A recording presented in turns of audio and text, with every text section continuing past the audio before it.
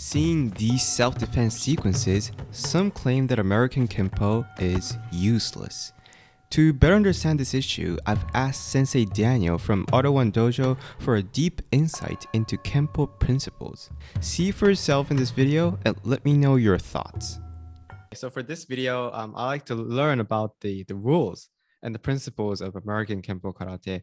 And something I noticed in my last video that we did together was that American Kenpo Karate is a lot more organized than Japanese karate regarding the books you show me and how the curriculum is made. You shared with me six, or I guess there are tons of it, but the main six, I believe, that you can share with us. So could you start with the first one? I think it was the dimensional zone theory. Sure. I'd like to preface this with saying that I wouldn't necessarily say these are the main six. Okay. These are just some of the six that I like to focus on. There are so many, and here I'm going to give you this warning right now. No matter what I present to you right now, you're going to have other Kenpo guys in the comments saying, "Oh, but he forgot this, or he forgot this, or this." There's so much, but okay. To break it down, the way I like to look at the art is like a language. We have our kihon, our basics. Those are the vocabulary. Those are your words. The principles is the grammar. Okay. So we've got self-defense technique sequences, and the whole point of these, they're just sample example fights that put the grammar and the vocabulary together so we can understand how to make a sentence. So some of the ones I like you mentioned the first one, the dimensional zone theory. The whole concept of this is, and I want to start with this one because we have 154, give or take, depending on the art, self-defense sequences, which is a lot, and it takes years and years to learn them, and each sequence could be 3, 4, 5, 6, 7 moves or more. But they all teach a basic concept, and they all have rules that they follow. So, for example, the very first one is a technique called delayed sword, and it's basically somebody grabs our shirt, and we're going to step back into like our neutral, like a fighting stance, and we're knock the arm away, and then we're going to kick the groin, chop to the neck. By the numbers, it looks like a very easy technique to demonstrate, and I'll show you a sample of this. But what it's really teaching, though, is it's not teaching you how to step back, block, kick, and chop. What it's teaching you is the very first thing you should ever do in our techniques in a self-defense situation are 3 primary steps. 1, get your balance. 2, neutralize whatever the attack is coming at you. And then 3, cancel at least one of their body zones. So the dimensional zone theory is you've got a person's got their height, their width, and their depth. You know, how high they can stand, what their range is, and how well they can turn. We want to take that away from them. And we want to do it as soon as possible. So sometimes it's done in that order, or some techniques can accomplish all 3 things in one move, depending on the technique. I see. So with that first technique, that whole stepping back and blocking, well, right there, that stepping back, we're getting our balance, we're in our fighting stance, and we're neutralizing the attack. Then that kick to the groin, what's the reaction to being kicked in the groin? Person would bend forward. Well, that means we've just canceled their height. If you can cancel their height, they're not going to kick you while they're in that position. So, or if you can cancel their width, they can't use their rear hand. The dimensional zone theory is those dimensions of the body that if we can control them, the more of those we can control at a time, the more options and weapons we take away from our opponent. And it sets us up for the sequence where we can finish the fight, hopefully as quickly as possible. There's also a zone in there called there's also something called this is a totally new way of looking at martial arts for me. So I'm very fascinated. It's different, and like I said, a lot of people will criticize it for being too much. I like it because there's just so much to chew on. But yeah, you've got those zones, and there's also the obscure zone, and the whole concept of that is being able to strike a person outside of the peripheral vision. So like if you look straight ahead, we've got this cone of vision where we can see. Well, there's a gap in here. If you can get like a hand sword to travel up their body, they might not necessarily see it in the peripheral vision. So we try to use blind spots to sneak strikes in to set up other strikes. So that's the dimensional zone theory. I see. I think it's something that I unconsciously do in shotokan as well, but then we never, phrase it like that. So it's very refreshing to hear it like that. Now let's move on to checking joints. What would that be? Checking joints. This is one I put a lot of emphasis on is that person's got weapons. They've got arms, they've got legs. They can hit us, they can punch us, they can kick us, they can grab us. if we're going to get in close contact, we want to be able to limit their weapons. So, for example, if we're going to get in real close, we're going to use our front leg. We're going to check off their front leg so that they can't get a scoop kick to the groin, or they can't retreat as fast as they would normally. Or if we're going to deflect a kick and come in with a counterattack, well, they still have another arm. I don't want to be punched with that arm, so let me check that against their body so I can come in with the second strike. And there's a general rule is we don't step past or we don't move past an opponent's joint without checking it first, because we want to mitigate any possible counterattacks that they could do to us. So you're not just hitting the upper body. If you're striking the upper body and you're close, your legs are probably doing strikes and checks on their legs as well. So it's kind of like a multi-layered attack sequence. Oh, it's been very, very interesting so far with such, I guess, this way of like looking at martial arts, like checking joints. Well, yes, it is. It became obvious when you mentioned it, but then if you don't know what that is, for a total beginner, he's gonna have no idea what to do, right? So let's move on to the equation formula. The equation formula is just basically simple. Once you understand it, you've got all these basics, and you've got you learn your white belt technique, and there's like say 4 different steps in that technique. The equation formula is the concept of the 8 different things you could do to a technique. You could prefix or suffix, which means you could add steps before a strike, you could add steps after. You can insert, you could rearrange the sequence if you want to. So if the person moves, you can change the order of the strikes. You can alter your weapon. So if the technique says you have to hit with the hammer fist, well, if you see the opening, you can go with the chop instead.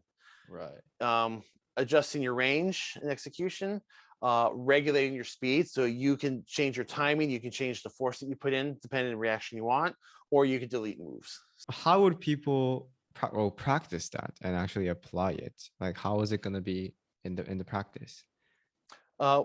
It's done in 3 phases. Basically, when a student's just learning, they learn the way it's written in the book. So they do it by the step. This is the sequence. You memorize the sequence, but we're teaching you why you're doing these steps. And then we do what's called a line drill, where one person stands up as a defender and the class lines up, and each person takes a turn to attack, and you've got to do that same move, and your uke will play along with it. But it's to get you used to applying those strikes on the person, getting used to the reaction, and it gets your ukes used to conditioned to being hit with these strikes. And after a student becomes comfortable with that, we go to the what if phase. We start saying, okay, something goes wrong. What do you do? And this is my favorite thing we always do with tests. And when I work with the kids, a lot of the kids will get frozen. Like if they forget a step, they'll freeze and they're like, oh, I forget the next step. And I tell them, don't freeze. I said, if something goes wrong, do something else, change it. So we try to encourage them to read the situation and adapt to, if they don't move the way you want them to move, it happened. You can't do anything about it other than come up with plan B and do a different strike and put them where you want. And then it becomes an idea. Once they become good with that, they can formulate their own freeform sequences. Yeah, I think, but it takes years. I mean, right. But I think this mentality to change things up in 8 different ways is very important, because when you practice karate, let's say you're practicing a kizamizuki, which is a lead hand jab. When you practice this, there are those common combinations that come with it, such as 1-2, or 1 and then a kick with the front leg, or a 1 and then chudanzuki, punch to the stomach. But if you think about it like this, adding a prefix before the kizamizuki, you can do 2, or you can do maigiri and then this, which is something people don't do that much. But it's possible. It's a possibility. And it's always good to, these 6 principles that you picked up. It's good that since they're verbally, clear in your head, I think it's going to become easier for you to review your own movement and to fix up on it. In karate, since you don't express it like this, it's hard. I think it becomes harder to organize your brain and to come up with the next action. But having these, I think, will help, especially not small kids, like elementary school kids. I think it's gonna be hard for them. But if they're in like high school, when they have that ability to organize themselves, then I think these will become very useful. Yeah. And now let's move on to the economy of motion, point of origin.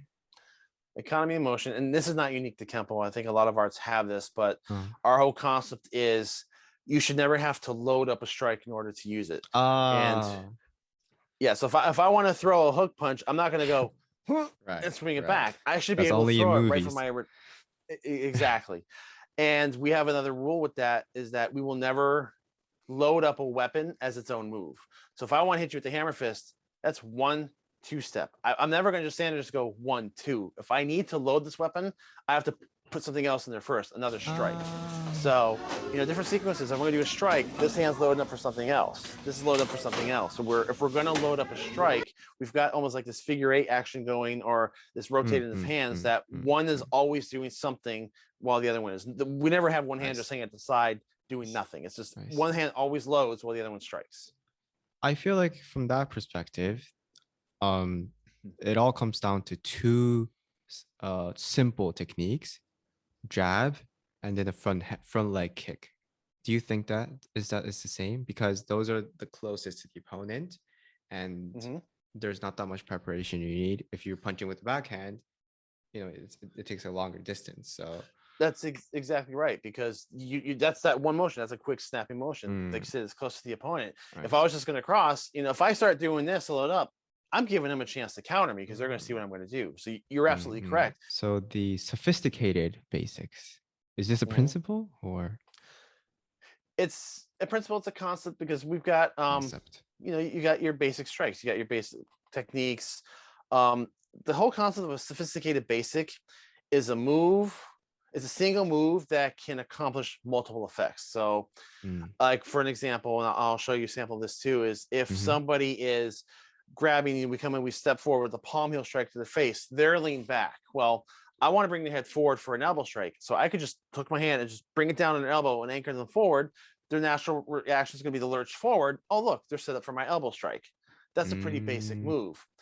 A sophisticated version of that would be, I'm not just dropping my hand to hook, but perhaps from here, maybe I'm tracking down their arm, getting a frictional pull, which might tug them a little bit forward, and then anchor my elbow and then angle at the end. And with that angle at the end, might turn their elbow a little bit slightly, because now that takes away a little bit of reach on the other side. So you're getting a frictional pull, an anchoring effect, and canceling their width all with one move.